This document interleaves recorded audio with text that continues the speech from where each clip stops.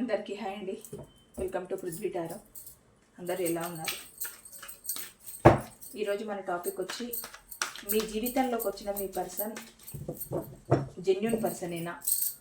అంటే మీకు ఏమైనా ప్రాబ్లమ్స్ వచ్చి ఏదైనా మీకు డిస్టర్బెన్సెస్ అయ్యి బ్రేకప్స్ అయినా లేకపోతే కలిసి ఉన్నా, అసలు మీ పర్సన్ ఎలాంటి వాళ్ళు అది ఆడవాళ్లే కానీ మగవాళ్లే కానీ ఎవరైనా కానివ్వండి, ఎలాంటి వాళ్ళు?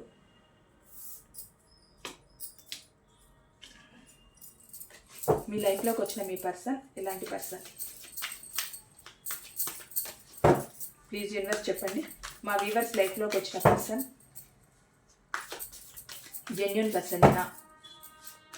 మా వ్యూవర్స్ లైఫ్లోకి వచ్చిన పర్సన్ జెన్యూన్ పర్సనేనా? ప్లీజ్ చెప్పండి యూనివర్స్. యాక్యురేట్ రీడింగ్ ఇవ్వండి, పాజిటివ్ రీడింగ్ ఇవ్వండి.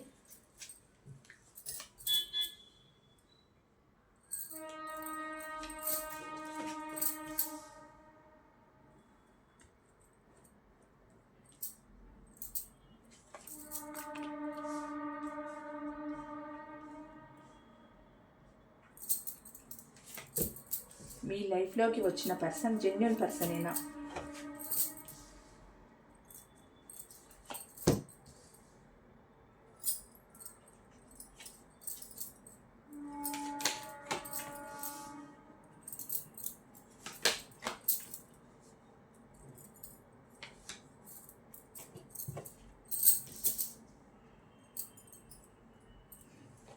కార్డ్స్ కనిపిస్తున్నాయండి, కనిపిస్తున్నాయని అనుకుంటున్నాను.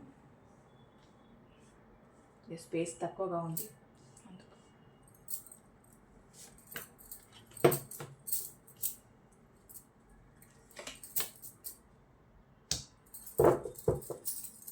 Okay, bottom of the deck hanged man, emperor, page of pentacle, lovers, 3 of swords. Okay అండి, మీ లైఫ్లోకి వచ్చిన మీ పర్సన్ జెన్యూన్ పర్సన్ అనంటే, ఇక్కడైతే మీ మధ్య ఎలాంటి అగాధాలు జరిగాయో తెలియదండి. మీ మధ్య ఏం ఆర్గ్యుమెంట్స్ వచ్చాయో, ఏమైందో, మరి ఎలాంటి సిచ్యువేషన్లో మీరు ప్రజెంట్ ఆన్ అండ్ ఆఫ్ సిచ్యువేషన్లోనే ఉండొచ్చు, లేదు మీకు బ్రేకప్ అవ్వచ్చు, లేకపోతే మీరు ఏదైనా కారణాల వల్ల దూరంగానే ఉండొచ్చు, లేదు మాట్లాడుతూనే ఉండొచ్చు. ఎలాంటి సిచ్యువేషన్లో మీరున్నా మీ పర్సన్ ఏంటి అని అంటే, ఇప్పుడు మీ దగ్గరికి రావాలనుకుంటున్నారండి. మీ పర్సన్ మీ దగ్గరికి రావాలనుకుంటున్నారు. మీ దగ్గరికి రావాలి, ఈ రిలేషన్ గురించి మీతో మళ్ళీ చర్చించాలి, మాట్లాడాలి అన్న ఉద్దేశంలో మీ పర్సన్ ఉన్నారండి. ప్రజెంట్ మాత్రం ఇప్పుడు అలాంటి ఉద్దేశంతోనే ఉన్నారు. ఇది పాస్ట్లో ఏంటి అంటే, అసలు మీ పర్సన్ యొక్క నేచర్ ఏంటి, అసలు జెన్యూన్ పర్సన్ ఏనానంటే ఇప్పుడు రావాలనుకుంటున్నారండి. కానీ మీ పర్సన్ జెన్యూన్ పర్సన్ ఏనానంటే, జెన్యూన్ పర్సన్ అనంటే మీ వరకు మాత్రం జెన్యూన్ పర్సన్ కాదండి. ఎలాగనంటే, మరి తను ఫ్యామిలీ ఓరియంటెడా లేకపోతే మోసం చేసే వ్యక్తిత్వం ఉన్న పర్సన్ అనేది మనకు రీడింగ్ తీస్తుంటే వస్తుంది. కానీ ఇక్కడ మాత్రం మీ నుండి మూవ్ ఆన్ అవ్వడానికి ఇక్కడ మాత్రం ఫ్యామిలీ ఓరియంటెడ్ లాగానే కనిపిస్తున్నారండి. మీ నుండి మూవ్ ఆన్ అవ్వడానికి ఇక్కడ వాళ్ళ ఫ్యామిలీయే కనిపిస్తుందండి. అంటే ఇక్కడ ఫ్యామిలీని బేస్ చేసుకొని, ఫ్యామిలీ కోసమని ఫ్యామిలీని అడ్డం పెట్టుకొని మీ నుంచి మూవ్ అనే వెళ్ళిపోయారు. మీ నుంచి వెళ్ళిపోయారు అంటే అక్కడ ఎలాగానంటే, ఇది మ్యారీడ్ అయిన వాళ్ళకి కానివ్వండి, లేదు లవర్స్కే కానివ్వండి, మిగతా రిలేషన్స్ ఎవరికైనా కానివ్వండి, ఏంటి అని అంటే తన పౌజ్ కానీ లేకపోతే కిడ్స్ కానీ వాళ్ళ కోసం మీ నుండి మూవ్ అనే వెళ్ళిపోవడం అండి. ఎలాగనంటే అక్కడ తన బాధ్యతలు ఎక్కువైపోయి ఆ బాధ్యతల కోసం మిమ్మల్ని ఇక్కడ వదిలేసి వెళ్ళిపోవడం. అంటే తన జీవితంలో తనకంటూ ఒక పర్సన్ ఉన్నారు. ఆ విషయం మీకు తెలిసినా తెలియకపోయినా తన జీవితంలో తనకు సొంత అంటూ ఒకరు ఉన్నా కూడా మీ జీవితంలోకి వచ్చి, ఇది అన్ని రిలేషన్స్కి వస్తుందండి. ఇది వాళ్ళకు సొంత పర్సన్ ఉన్నారా లేరా అన్న విషయం, ఇది ఎవరెవరికి ఎలా రిజనేట్ అయితే అలా తీసుకోండి. ఇది నేను వేరేగా చెప్పట్లేదు, అన్ని రిలేషన్స్కి వస్తుంది. వేరే పర్సన్ అని అంటే ఇది మ్యారీడ్ అయిన వాళ్ళకి ఒకలాగా రావచ్చు, లవర్స్కి ఒకలాగా రావచ్చు. ఎవరెవరికి ఎలా రిజనేట్ అయితే అలా తీసుకోండి. తన మనిషి కోసం, తన కావాలనుకున్న మనుషుల కోసం మీ నుంచి మూవ్ అనే వెళ్ళిపోయారండి. కేవలం తన స్వార్థం కోసం, ఫ్యామిలీ కోసం, ఇది చెప్పాను కదా పెళ్ళైన వాళ్ళు ఉంటే వాళ్ళ పోజర్ కిడ్స్ కోసం అని చెప్పి వాళ్ళ కోసమని వెళ్ళిపోయారండి. కేవలం కుటుంబ బాధ్యతల కోసం మాత్రమే మిమ్మల్ని వదిలేసి వెళ్ళిపోయారు. ఆ కుటుంబ బాధ్యతలు తీసుకోవడం వల్ల ఏమైందనంటే మీకు ఇక్కడ ఎక్కువగా టైం ఇవ్వకపోవడం, మీతోని ప్రతి చిన్న విషయానికి ఆర్గ్యూ చేయడం, గొడవలు పడడం, మీకు టైం ఇవ్వకపోవడం, మిమ్మల్ని ఇగ్నోర్ చేయడం. ఎలాగనంటే ఇంకా మీరు ఒక మనిషి తన లైఫ్లో ఉన్నారన్నట్టు బిహేవ్ చేయకుండా ఉన్నారండి మీ పర్సన్.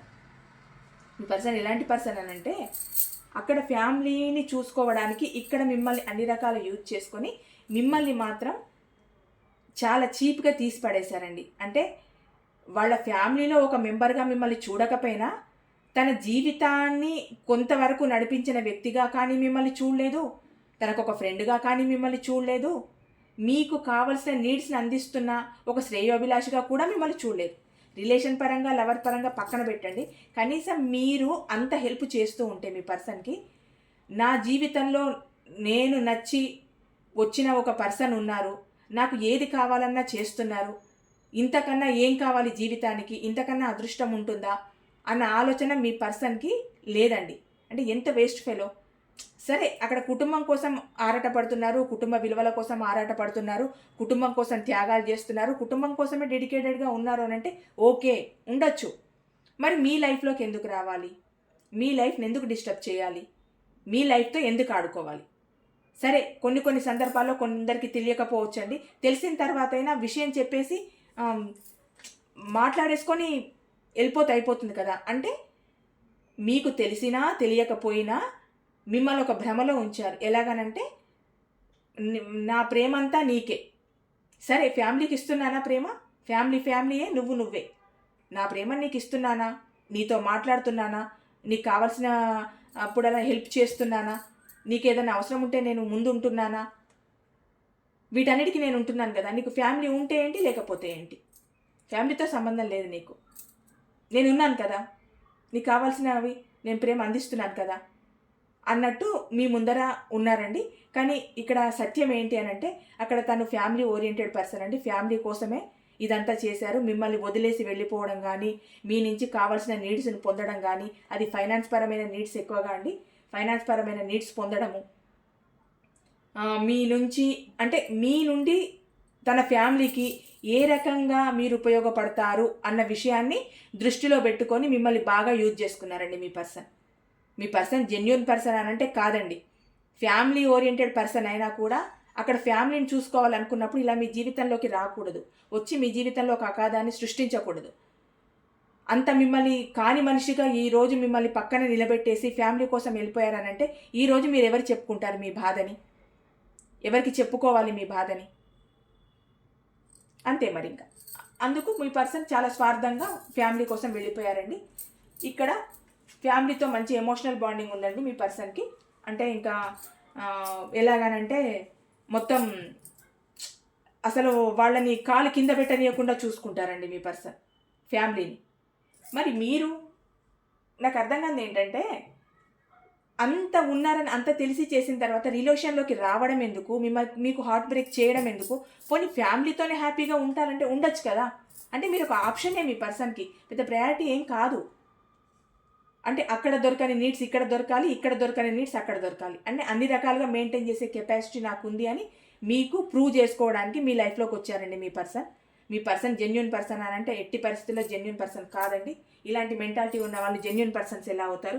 ఇంకొకటి, తన మనసులో ఏదున్నా బయట పెట్టరండి. అంటే మీ గురించి కోపం ఉన్నా, మీ మీద ప్రేమ ఉన్నా ఏది కూడా బయట పెట్టే పర్సన్ కాదు. ఏదైనా ఉంటే ఫ్రీ ఫ్రాంక్గా మాట్లాడుకునే పర్సన్ అయితేనేమో మీరు ఏదైనా షేర్ చేసుకోవడానికి, ఏదైనా మాట్లాడుకోవడానికి ఆస్కారం ఉంటుంది. ఎంతసేపు మనసులోనే పెట్టుకొని మిమ్మల్ని ఏదో సాధించడానికి, అంటే మీరు ఎవరితోనైనా మాట్లాడుతున్నారా, మిమ్మల్ని అబ్జర్వ్ చేయడంలోనే మీ పర్సన్ టైం అంతా సరిపోతుంది. తను అక్కడ ఫ్యామిలీని మెయింటైన్ చేయొచ్చు, అదర్ పర్సన్ని మెయింటైన్ చేయొచ్చు, మిమ్మల్ని ఇక్కడ మెయింటైన్ చేయొచ్చు.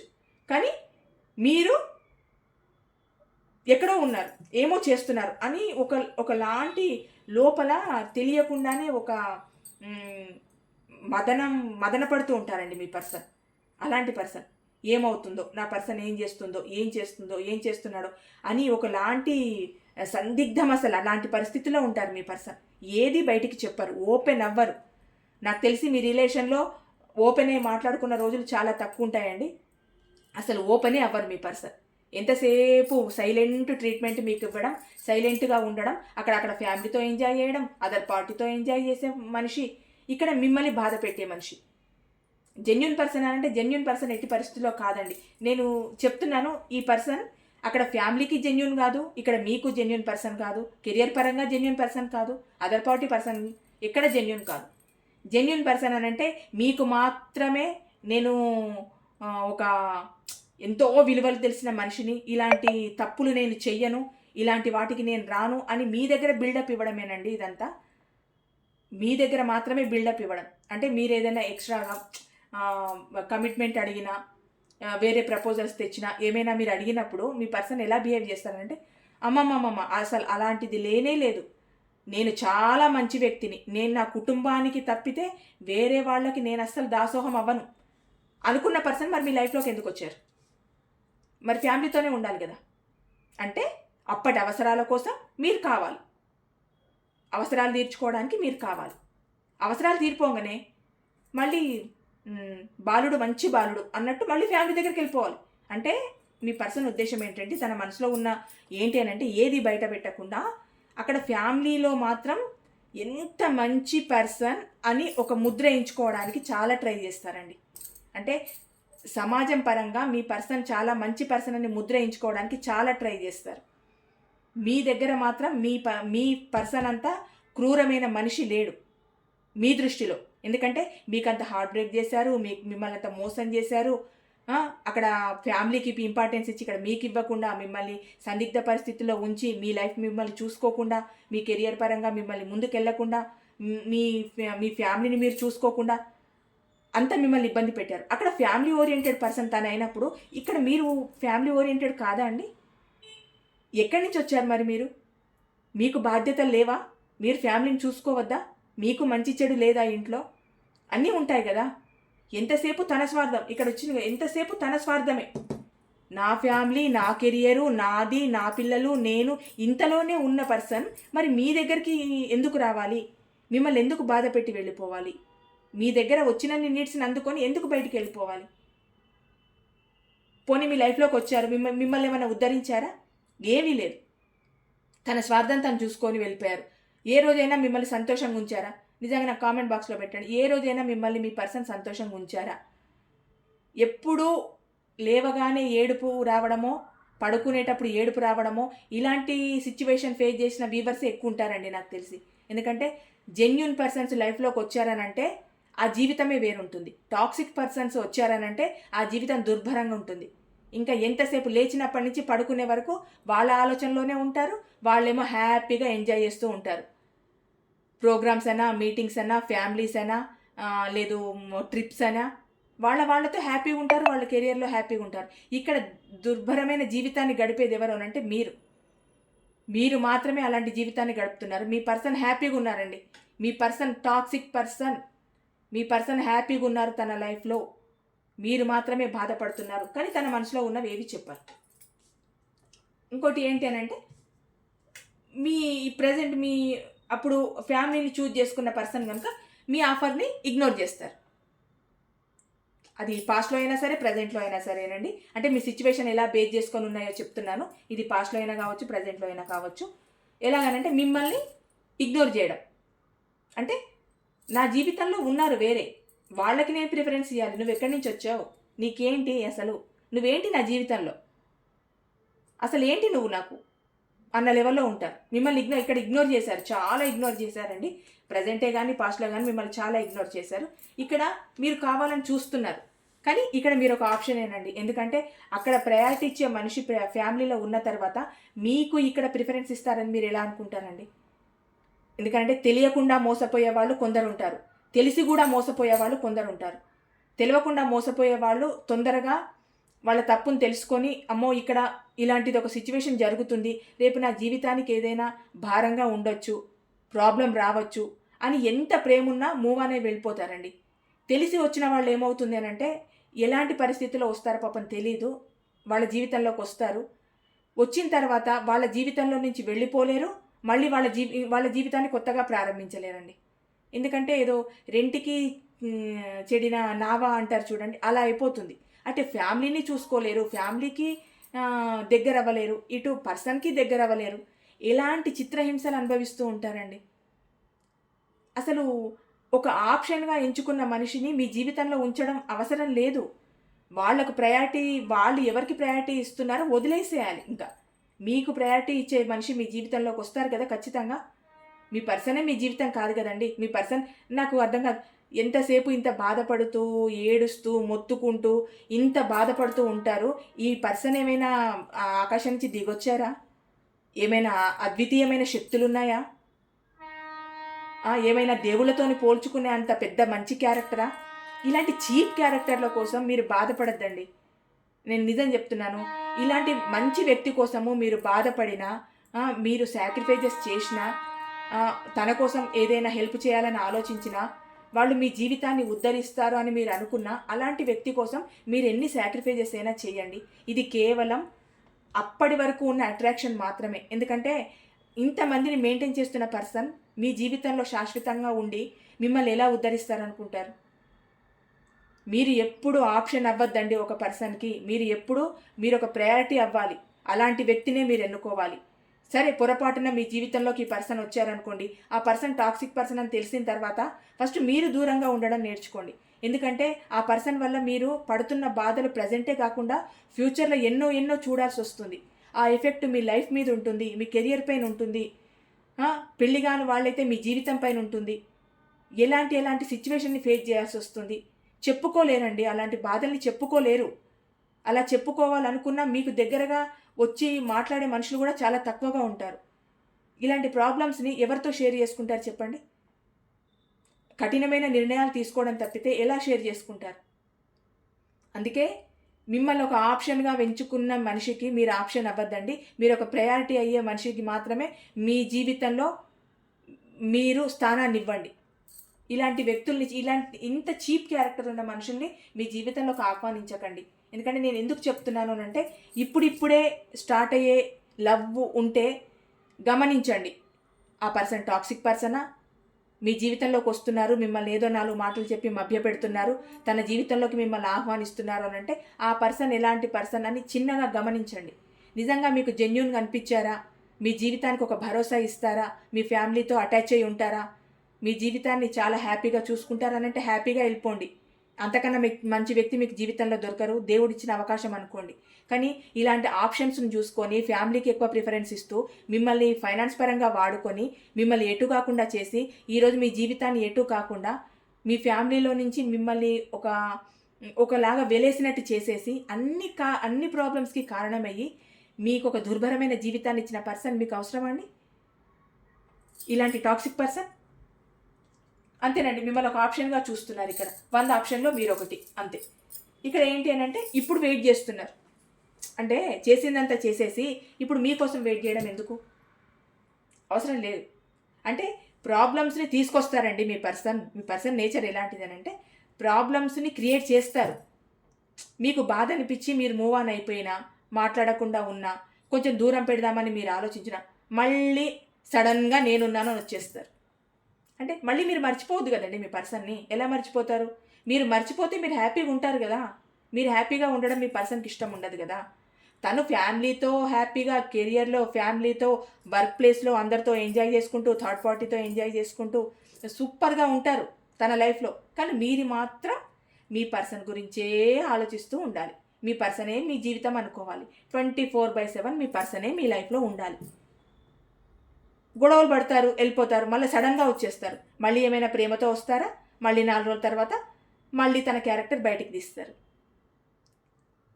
ఎలానంటే మీ పర్సన్ ఒక అపరిచితుడండి. ఏ టైంలో ఎలాంటి క్యారెక్టర్లో ఉంటారో మీ పర్సన్కే తెలియదు. గొడవ పడతారు, వస్తారు, మళ్ళీ 2 రోజుల తర్వాత మళ్ళీ గొడవ పడతారు, మళ్ళీ వెళ్ళిపోతారు. ఈ జీవితం మీకు అవసరమా? మీ జీవితంలో సంతోషాన్ని తీసుకెళ్లే పర్సన్ అవసరమా? ఎవరైనా జీవితంలో మీకంటూ ఒక సంతోషాన్ని ఇచ్చి, మీకంటూ ఒక జీవితాన్ని ఇచ్చే పర్సన్ని మాత్రమే మీరు ఎన్నుకోవాలి. కానీ ఇప్పుడు మీ పేరెంట్సే ఉన్నారనుకోండి, మీరు హ్యాపీగా ఉండడానికి ఎంత ప్రయత్నం చేస్తారు? ఇది ఏ రిలేషన్ వాళ్ళకైనా చెప్తున్నానండి. సొంత వాళ్ళు మీ మంచి కోరి ఎంత చెప్తారు, సొంత మనుషులు మీ మంచి కోసం ఎంత పాటుపడతారు. ఇలాంటి టాక్సిక్ పర్సన్స్ని నమ్ముతారు, సొంత మనుషుల్ని నమ్మరు. ఎందుకనంటే వీళ్ళు చెప్పే మాయ మాటలు అట్లా ఉంటాయి. ఆ మాటలకే పడిపోతారు. ఆ పడిపోవడం వల్ల ఏమవుతుందంటే వాళ్ళు ఎంత మిమ్మల్ని యూజ్ చేసుకోవాలో చేసి చేసి చేసి చేసి మళ్ళీ చివరికి ఏం చేస్తారనంటే, నేను ఫ్యామిలీ ఓరియంటెడ్, నేను చాలా మంచి బాలుడిని, అసలు నాలాంటి పర్సన్ ఈ విశ్వంలో ఉండరు అన్నట్టు ఒక మెసేజ్ పాస్ చేసేస్తారు సొసైటీకి. అప్పుడు ఎవరు ఒక రకమైన ఇన్సల్ట్గా ఫీల్ అయ్యి 10 మందిలో అవమానంగా ఉండేది ఎవరు? మీరే. అందుకే మీ పర్సన్ అసలు జెన్యూన్ పర్సన్ కాదండి, చాలా టాక్సిక్ పర్సన్. ఆ ఆలోచన విధానమే వేరుంది. అందుకని మీరు చూడండి, మీరు అబ్జర్వ్ చేయండి. కొత్తగా వచ్చిన వాళ్ళైతే అబ్జర్వ్ చేయండి. నిజంగా మీ జీవితంలో మీ పర్సన్ టాక్సిక్ పర్సన్ అని ఉంటే మీరు ఎలాంటి నిర్ణయం తీసుకుంటారో తీసుకోండి. మీ జీవితాన్ని ఆనందమయం చేసుకోవడానికి తీసుకోండి.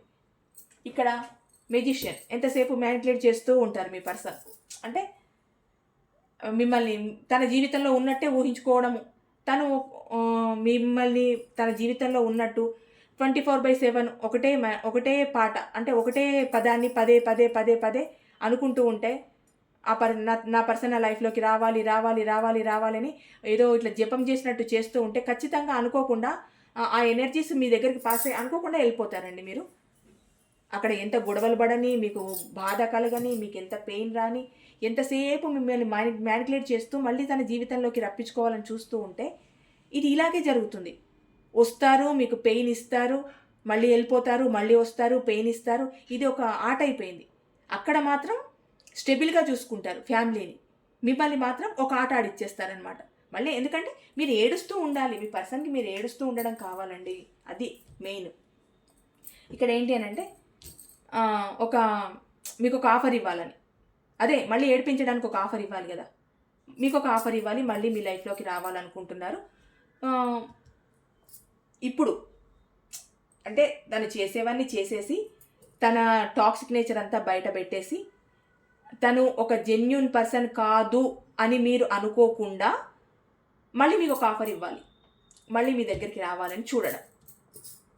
ఇక్కడ ఏంటి అని అంటే ఇప్పుడు తన సోల్మేట్గా ఫీల్ అవుతున్నారు మిమ్మల్ని, మీరంటే చాలా ప్రేమ ఉంది అన్నట్టు మీకు ఒక మెసేజ్ ఇస్తున్నారండి. ఎలాగనంటే ఇప్పుడు మీ పర్సన్ సరైన వ్యక్తి కాదు, మంచివాడు కాదు, ఆ పర్సన్ మీద మీకు జస్ట్ ఒకలాంటి అభిప్రాయం ఏర్పడిపోయింది. ఏంటి అని అంటే మీకు ఇంతకు ముందున్నంత ప్రేమ లేదు మీ పర్సన్ పైన, ఇంతకు ముందున్నంత అభిమానము లేదు, ఇంతకు ముందున్నంత ఆప్యాయతను పంచేంత శక్తి కూడా మీకు లేదు. ఎందుకోనంటే ఒక మనిషి జీవితంలోకి వచ్చి ఎంతసేపు మిమ్మల్ని బాధ పెట్టడానికి, మిమ్మల్ని మాటలు అనడానికి, తిట్టడానికే వచ్చి ఉంటే ఇలాంటి పర్సన్ మీకు ఎందుకొని మీకు అనిపిస్తుందండి ప్రజెంట్. అంటే మీ పర్సన్ గురించి మీకు అర్థమైపోయింది, నా లైఫ్లోకి వచ్చిన పర్సన్ జెన్యూన్ పర్సన్ కాదు, అవకాశాల కోసం ఎదురు చూసుకొని అవకాశం రాగానే వెళ్ళిపోయే పర్సన్ నా పర్సన్ అని మీకు అర్థమైందండి. అర్థమైన తర్వాత మీరు ఏమనుకుంటున్నారంటే ఎందుకు నాకు ఇలాంటి పర్సన్, ఇంకా నా జీవితం ఇక్కడితో ఎండ్ అయిపోతుంది, ఇలాంటి పర్సన్ నా జీవితంలోకి వద్దు అని మీరు కొంచెం బ్యాక్ స్టెప్ తీసుకోగానే వచ్చేస్తారు కదండి మిమ్మల్ని మ్యానిపులేట్ చేయడానికి. అప్పుడు ఏం చేస్తారంటే మీరంటే అన్కండిషనల్ లవ్ చూపించేస్తారు మీ పైన. అంటే వెళ్ళిపోతారు, వచ్చిన తర్వాత అన్కండిషనల్ లవ్ చూపిస్తారు. మళ్ళీ ఎవరు నమ్మాలి? మీరు నమ్మాలి కదా, మీరు ఒక గొర్రెలాగా మళ్ళీ తలూపాలి, నమ్మాలి, మళ్ళీ ఆ పర్సన్ని మీ జీవితంలోకి ఆహ్వానించాలి. మీకు అర్థమవుతోంది మీ పర్సన్ సరైన పర్సన్ కాదు, జెన్యూన్ పర్సన్ కాదు, మీకు అర్థమవుతోంది. మళ్ళీ ఏంటి అని అంటే ఏదో ఒక మ్యానిపులేట్ చేయడం, మళ్ళీ ఏదో ఒక భ్రమలోకి దింపడం మిమ్మల్ని, మళ్ళీ మీ లైఫ్లోకి రావడం, మళ్ళీ మీకు చేయాల్సిన నష్టం అంతా చేసి వెళ్ళిపోవడం. అందుకు మీ మీద అంత ప్రేమ పొంగిపోయినట్టు మిమ్మల్ని మళ్ళీ తన జీవితంలోకి మళ్ళీ ఏదో ఒక ఎరవేసి లాగేస్తారు. చేపకు గద గాలమేసి లాగేసినట్టు మీకు కూడా ఒక గాలమేసి లాగేయడం. అటువంటి సిచ్యువేషన్లో మీ మీద ప్రేమ ఉన్నట్టు, అన్కండిషనల్ లవ్ ఉన్నట్టు చూపించడం. అదేనండి, 4 మంచి మాటలు చెప్తారు కదా, మీరేంటి అని అంటే అమాయకులు కదా, మీరు ఏం చెప్పినా నమ్మేస్తూ ఉంటారు. మీ మనసుకు మీకు అర్థం అవుతున్నా కూడా మీ బ్రెయిన్కి అర్థం కావట్లేదండి ఆ పర్సన్ గురించి. మీ మనసు చెప్తోంది ఈ పర్సన్ కరెక్ట్ కాదు అని, మీ బ్రెయిన్ చెప్తోంది ఈ మనిషి నాకు కావాలి అని. మీకేం అర్థం కావట్లేదు నిజంగా చెప్పాలంటే. మీరు ఫస్ట్ అసలు ఏమీ తేల్చుకోలేని స్థితిలో మీరున్నారు. అంతా అర్థమవుతున్నా మీకేం అర్థం కావట్లేదు. ఇంకోటి మీ మీతో డైరెక్ట్ కమ్యూనికేషన్ చేయాలనుకుంటున్నారండి. అంటే చెప్పాను కదా స్టార్టింగ్లో, మీరు ఏమైనా ఆన్ అండ్ ఆఫ్ సిచ్యువేషన్లో ఉన్నా, లేకపోతే కొంచెం దూరంగా ఉన్నా, ఏదైనా ప్రాబ్లమ్స్ వచ్చి మాట్లాడుకోపోతూ ఉన్నా, అలాంటి వారికి ఏంటి అని అంటే మీతో ఇప్పుడు డైరెక్ట్ కమ్యూనికేషన్ చేయాలనుకుంటున్నారు మీ పర్సన్. ఎందుకు ఇదంతా? మీ పర్సన్ సరైన పర్సన్ కాదని మీకు అర్థమైపోయింది. ఎందుకంటే మీ జీవితంలో సృష్టించాల్సిన అగాధాలన్నీ సృష్టించేశారండి. ఇది ఎవరెవరికి ఎలా రిజనేట్ అయితే అలా తీసుకోండి. కొందరికి ఫ్యామిలీస్ నుండే దూరం చేయొచ్చు మీ పర్సన్. కొందరికి మనీ పరంగా మీకు ఇబ్బంది పెట్టచ్చు. కొందరికి మీ జీవితాన్ని దుర్భరం చేయొచ్చు. కొందరికి కెరియర్ పరంగా దెబ్బ కొట్టచ్చు.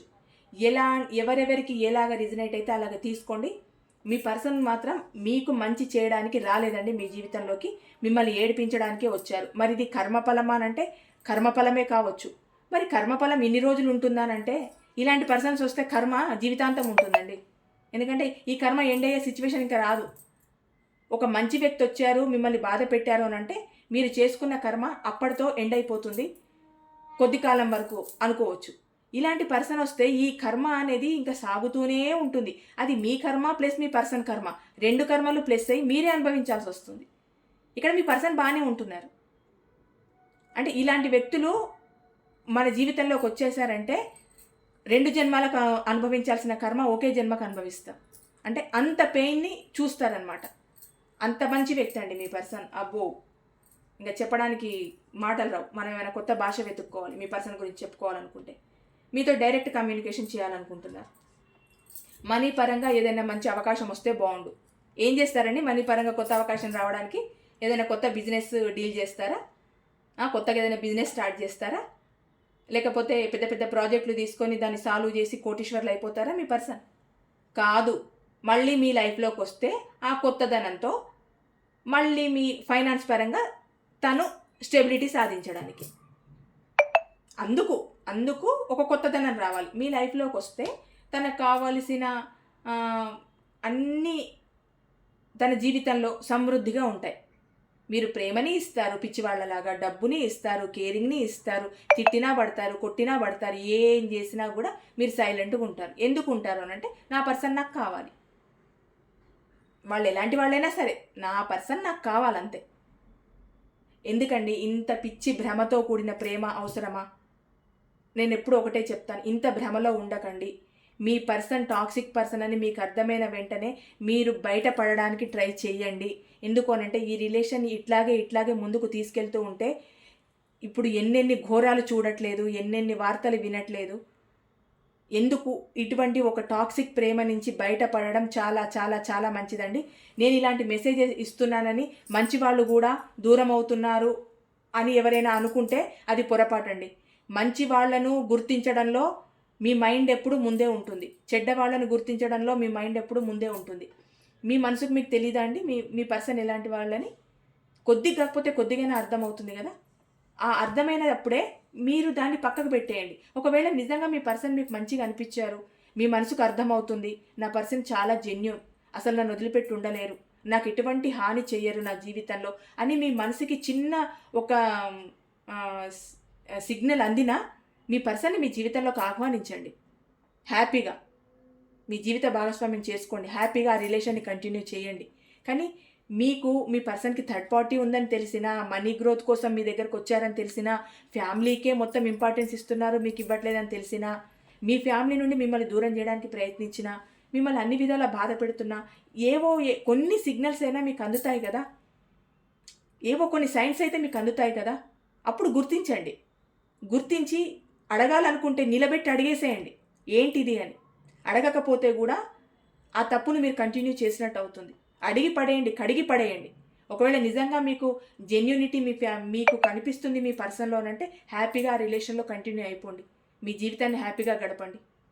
నేనే చెప్తున్నాను. అంటే నేను చెప్పినంత మాత్రాన మీరు చేస్తారని కాదండి. నేను ఎప్పుడైనా ఏ ప్రేమలో అయినా మీరు కోరుకున్న మిమ్మల్ని కోరుకొని వచ్చిన ప్రేమకు మీరు దాసోహం అయిపోండి.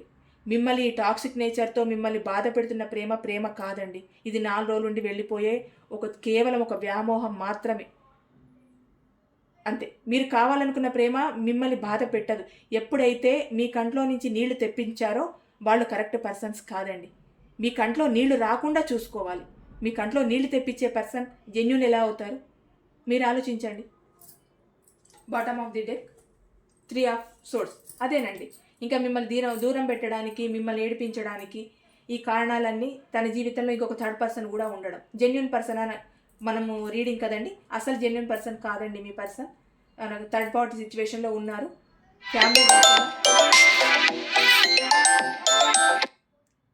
ఫ్యామిలీ కాకుండా థర్డ్ పార్టీ సిచ్యువేషన్లో ఉన్నారండి మీ పర్సన్. మీ పర్సన్కి మీ పైన కొంచెం లస్ట్ఫుల్ ఫీలింగ్స్ కూడా ఎక్కువగా ఉన్నాయండి. కేవలం దానికోసమే రావచ్చు, మనీ కోసమే రావచ్చు. ఇక్కడ వచ్చేసిందండి మళ్ళీ. అంటే మీకు ఒక కమిట్మెంట్ అంటూ ఇవ్వరు. అంటే మీ జీవితంలో స్థిరంగా మిమ్మల్ని ఉంచుకోవడం మీ పర్సన్ వల్ల కాదండి. ఏదో మీరు ఒక ఆప్షన్ లాగా ఉండిపోవడము, ఆ ఆప్షన్ కోసం మీ దగ్గరికి రావడము, తనకు కావాల్సిన స్టెబిలిటీ చూసుకోవడము, ఉన్న తర్వాత వెళ్ళిపోవడము. మీకు మీ పర్సన్ పర్మనెంట్ పర్సన్ కాదు. మీ జీవితంలోకి వచ్చిన పర్సన్ జెన్యూన్ అసలే కాదు. చాలా ఎంపరర్ అండి, చాలా పొగరుతో కూడిన పర్సన్ మీ పర్సన్. అంటే మీరు ఒకటి చెప్తే తను ఒకటి అనడం. అంటే తను ఏం చేసినా మీరు ఓకే అనాలి అంతే. ఇంకా మళ్ళీ మీరు క్వశ్చన్ చేయొద్దు. మిమ్మల్ని బాధ పెట్టినా, కొట్టినా, తిట్టినా, ఏడిపించినా, మీరు థర్డ్ పార్టీతో ఉన్నా, ఫ్యామిలీతో ఉన్నా, ఏం చేసినా మీరు ఓకే అనాలి.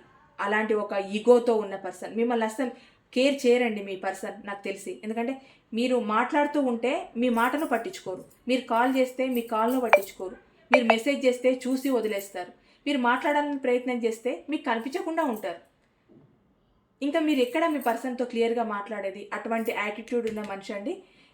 కొన్ని సందర్భాలలో అయితే మీ ఫోన్ కాల్స్ని రిసీవ్ చేసుకోకపోవడం కూడా తన ఈగోతోనేనండి. నేను తగ్గాలా, నాకు అవసరం అన్నట్టు. అంటే ఇక్కడ ఎమోషనల్గా బాండింగ్ పెంచుకుంది మీరు కనుక మీ పర్సన్ ఏమనుకుంటున్నారంటే నాకేం అవసరం, వస్తే వాళ్ళే వస్తారులే, నాకు అసలు నథింగ్.